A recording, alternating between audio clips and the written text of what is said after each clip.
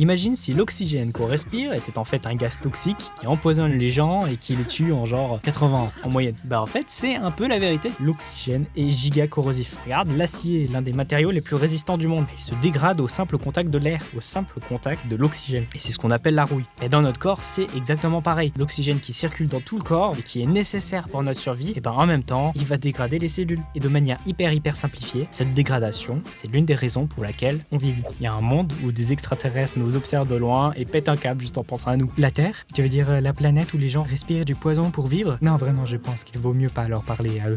Pour éviter que la tour Eiffel ne rouille par exemple, on la protège avec un traitement antioxydant. Bah dans le corps c'est encore pareil. Il y a tout un tas de nutriments qu'on va aller consommer qui vont avoir comme rôle d'empêcher ou de réparer les dégâts qui ont été causés par l'oxydation. Et du coup ces antioxydants ça va être quoi? Bah ça va être des vitamines C, D, E ou A par exemple, et que minéraux aussi, cuivre ou zinc et tout un tas d'autres trucs comme le polyphénol. Tout ce que je viens de citer on les trouve très majoritairement dans les produits végétaux ou d'origine animale. Fruits, légumes, œufs, produits laitiers ou viande, ils en contiennent tous quelques-uns et c'est très important de varier son alimentation pour tous les avoir en bonne quantité.